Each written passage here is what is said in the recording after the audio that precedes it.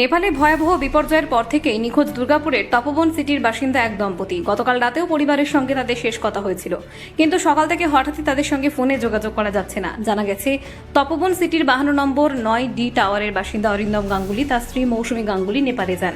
প্রতিবেশীদের সূত্রে জানা গিয়েছে, প্রায় 30 জনের একটি ট্রাভেলার গ্রুপ কলকাতা থেকে নেপালে গিয়েছিলেন। তাদের মধ্যে দুর্গাপুরের ছিলেন 6 জন। গত 21শে আগস্ট দুর্গাপুর থেকে রওনা দিয়ে 22শে আগস্ট কলকাতা থেকে নেপালের উদ্দেশ্যে রওনা দেন তারা। গতকাল রাতেও পরিবারের সঙ্গে কথা হয়েছিল, এমনকি তাদের সোশ্যাল মিডিয়ায় পোস্টও দেখা যায়, কিন্তু আজ সকাল থেকে ফোনে আর যোগাযোগ করা যাচ্ছে না। ইতিমধ্যেই খবর পেয়ে তপবন সিটিতে পৌঁছায় মলানদিঘি ফাঁড়ির পুলিশ। প্রতিবেশীদের সঙ্গে কথা বলে পরিবারের সদস্যদের বিষয়ে খোঁজ নেওয়া হয়। অরিন্দম গাঙ্গুলি ও মৌসুমী গাঙ্গুলি ডিভিসির অবসরপ্রাপ্ত কর্মী বলে জানা গেছে। খুবই হাসি খুশি এবং যাবে মানস সরোবর ও এখানকার তপবনে সবাই যারা ক্লোজ সবাইকে বলেছিল যে আমরা এই যাচ্ছি, এবং ফিজিক্যাল ট্রেনিং হাঁটা চলা এইসব করছিল। আমরাও তো খুব ওর দেখলো যে স্ট্যামিনা দেখে আমরা বললাম বাপ রে বাপ, আপনি যাবেন কবে? 1 মাস আগে থেকে বলো দাদা এইরকম না, এনার্জি থাকলো অনেক কিছু সবসময় হাসি খুশি থাকতো। এখন ও গেল, আমি সোমবারে ফোন করেছিলাম কিন্তু ফোনটা বেজে গেলো, যাই হোক তখন বর্ডারে কোথাও ছিল হয়তো।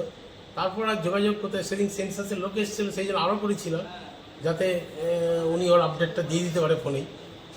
তারপর তো আজকে শুনে আমি তো একদম পুরো মর্মা। কি শুনলেন আজকে? আজকে শুনলাম যে ওনার সাথে কোনো যোগাযোগ নেই, এরকম একটা তপবন থেকে 2 জন মিসিং নেপালে। এখন উনি যে চলে যায় ট্যুরিস্টের আন্ডারে গেছিলেন ওনার তত্ত্বাবধানে, তো উনি যে নেপাল হয়ে যাবেন সেটা অতটা আমি ডিটেলস জানতাম না। হ্যাঁ, মানস সরোবর যাচ্ছেন এইটাই জানতাম। তা আজকে যখন শুনলাম যে না নেপালের ছিলেন, ওনার মেয়ের সাথে আজকে যখন কথা হয়েছে, বলে যে কালকে রাত 11টা পর্যন্ত মনে হয় সম্ভবত বললেন যে যোগাযোগ হয়েছে, তারপর আর কোনো যোগাযোগ নেই মিসেস সম্পর্কে। এখনও পর্যন্ত তো আমরা কোনো খবর পাচ্ছি না। আমি ওকে হোয়াটসঅ্যাপেও মেসেজ করেছি বা হোয়াটসঅ্যাপেও কন্ট্যাক্ট করার চেষ্টা করেছি, বিকাল থেকেই চেষ্টা করছি, যখন থেকে আমি শুনেছি যে তিব্বত বর্ডারে একটা এমনি ক্লাউড বাস্ট হয়েছে। হ্যাঁ, তো সেই জন্য আমি চেষ্টা করেছি ওকে কন্ট্যাক্ট করার জন্য, কিন্তু কোনো রকম কন্ট্যাক্ট পাচ্ছি না। সেই জন্য আমরা খুবই উদ্বেগে আছি আর কি।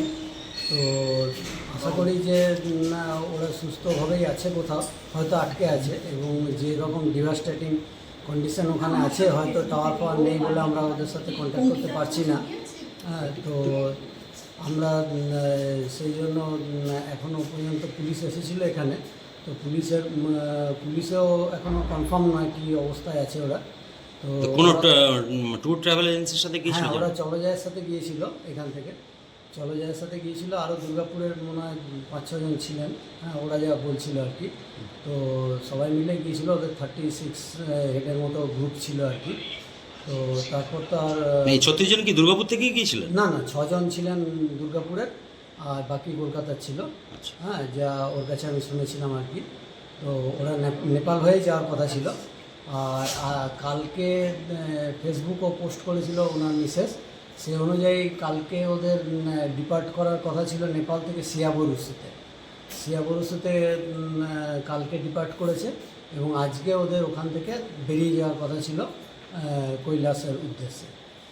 তো কৈলাসের উদ্দেশ্যে বেরিয়ে যাওয়ার কথা ছিল, কিন্তু আজকে এই ধরনের ক্লাউড বাস্ট হওয়ার পর থেকে আর ওর মেয়েও কোনো ওদের সাথে কন্ট্যাক্ট করতে পারেনি, প্লাস আমরাও ওদের সাথে কোনো কন্ট্যাক্ট করতে পারছি না। সেই জন্য আমরা খুব উদ্বিগ্ন আছি। হ্যাঁ।